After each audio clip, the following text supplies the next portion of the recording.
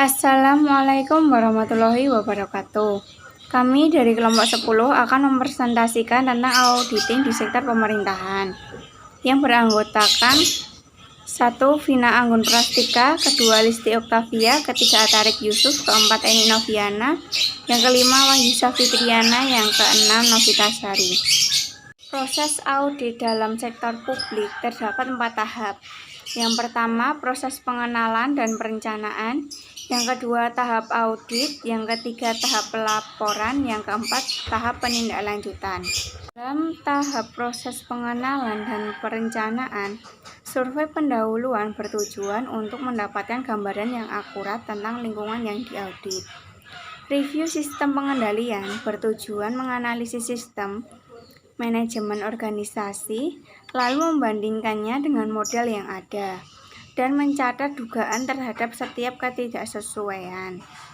Survei pendahuluan dan review sistem pengendalian bertujuan untuk menghasilkan rencana penelitian secara detail yang dapat membantu auditor dalam mengukur kinerja dan mengembangkan temuan berdasarkan perbandingan antara kinerja dan kriteria yang telah ditetapkan sebelumnya. Dalam tahap pengauditan terdiri dari 3 elemen, antara lain pertama, telaah hasil-hasil program, kedua, telaah ekonomi dan efisiensi, yang ketiga, telaah kepatuhan.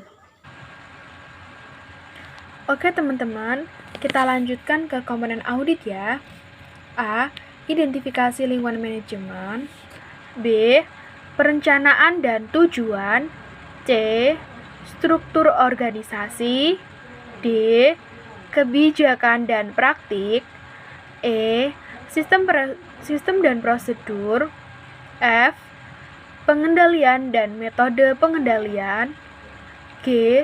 Sumber daya manusia dan lingkungan fisik. H. Praktik penempatan karyawan. I. Analisis fiskal. C. Investigasi khusus. Kemudian, di tahap pelaporan, terdapat 3 langkah yang sangat penting dalam mengembangkan laporan audit secara tertulis, yaitu persiapan, penelaahan, dan pengiriman. Laporan audit untuk laporan audit kinerja terdiri dari pendahuluan, teks, dan referensi masalah. Nah, di pendahuluan ini mencakup umum, memorandum, laporan ringkasan, daftar isi laporan secara menyeluruh, serta daftar tabel dan gambar. Lalu ada teks.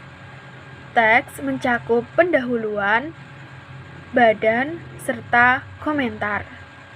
Yang terakhir yaitu adanya referensi masalah, mencakup footnote, lampiran, bibliografi, komentar, audit, serta bahan referensi. Yang selanjutnya yaitu tahap penindaklanjutan. Tahap penindaklanjutan bertugas untuk memastikan atau memberikan pendapat apakah rekomendasi auditor sudah diimplementasikan. Yang pertama yaitu dasar pelaksanaan follow-up merupakan perencanaan yang dilakukan oleh pihak manajemen. Yang kedua yaitu pelaksanaan review, follow-up tergantung kompleksitas rekomendasi dan tingkat kesulitan implementasi. Yang ketiga yaitu batasan follow-up digunakan untuk terjadinya follow-up yang overload. Yang keempat yaitu implementasi rekomendasi yang didasarkan pada temuan-temuan selama proses audit. Yang kelima yaitu pemeriksaan kembali secara periodik. Artinya, setiap organisasi dapat menjadi objek pemeriksaan kembali. Laporan sebelumnya dapat dijadikan sebagai dasar. Yang selanjutnya yaitu peran dan fungsi standar pemeriksaan keuangan atau SPKN. Keberadaan sebuah standar pemeriksaan sangat penting karena menjadi patokan dalam pelaksanaan tugas pemeriksaan. Apabila terjadi penyimpangan terhadap tahapan di dalam standar pemeriksaan tidak dijalankan, maka secara otomatis proses pemeriksaan dinilai cacat atau tidak memiliki standar yang berlaku. Sesuai dengan Peraturan BPK RI Nomor 1 Tahun 2007 bahwa SPKN adalah patokan untuk melakukan pemeriksaan pengelolaan dan tanggung jawab keuangan negara. SPKN ini berlaku untuk semua pemeriksaan yang dilakukan terhadap entitas, program, kegiatan, serta fungsi yang berkaitan dengan pelaksanaan pengelolaan dan tanggung jawab keuangan negara sesuai dengan peraturan perundang-undangan. SPKN ini berlaku bagi 1. Badan Pemeriksaan Keuangan. Yang kedua, akuntan publik atau pihak lainnya yang melakukan pemeriksaan atas pengelolaan tanggung jawab keuangan negara untuk dan atas nama Badan Pemeriksaan Keuangan. Sesuai dengan Undang-Undang Nomor 15 Tahun 2004, standar pemeriksaan SPKN memiliki sebagai dasar untuk menilai kebenaran, kecermatan, kredibilitas, dan keandalan informasi mengenai pengelolaan tanggung jawab keuangan negara. Peran SPKN adalah memberikan patokan atau arahan per tahapan pemeriksaan pengelolaan dan tanggung jawab keuangan negara bagi pemeriksa. F. Isu dan tantangan dalam audit di pemerintahan di Indonesia. Audit sektor publik tidak hanya memeriksa serta menilai kewajaran laporan keuangan sektor publik, tetapi juga menilai ketaatan aparatur pemerintahan terhadap undang-undang dan peraturan yang berlaku. Di samping itu, auditor sektor publik juga memeriksa dan menilai tingkat ekonomi skema efisiensi, serta fungsi yang dilakukan pemerintah. Dengan demikian, bila kualitas audit sektor publik rendah, akan mengakibatkan resiko tuntutan hukum atau legitimasi terhadap pejabat pemerintah dan akan muncul kecurangan, korupsi, kolusi, serta berbagai ketidakberesan. Untuk itulah dibutuhkan pemahaman yang utuh dan tidak parsial atas SPKN. Media sederhana yang dapat dilakukan untuk memulai suatu pemahaman terhadap SPKN adalah melalui sosialisasi. Selain itu, penerapan atas SPKN dan memungkinkan terjadi perbedaan interpretasi dalam memahami SPKN. Dari semua perbedaan yang terjadi, maka pendapat atau interpretasi pihak penyusunlah yang diunggulkan terhadap kondisi yang sedang berkembang dan belum diatur dalam SPKN dapat dibuatkan buletin atas hal ini. Selain itu, tantangan di masa yang mendatang bagi auditor atau pemeriksaan sebagaimana dijelaskan oleh Ritonga tahun 2010 adalah adanya amanat UU nomor 17 tahun 2003 untuk menerapkan akuntansi pemerintah berbasis akrual. G. Memahami fungsi BPK, BPKP, dan Inspektorat di Pemerintahan Indonesia. Yang pertama, Badan Pemeriksa Keuangan atau disingkat BPK adalah lembaga negara yang bebas dan mandiri dalam memeriksa pengelolaan dan tanggung jawab keuangan negara sebagaimana dimaksud dalam Undang-Undang Dasar Republik Indonesia tahun 1945 dan Undang-Undang Republik Indonesia Nomor 15 Tahun 2006 tentang Badan Pemeriksa Keuangan. Dalam melaksanakan tugas BPK mempunyai fungsi 1.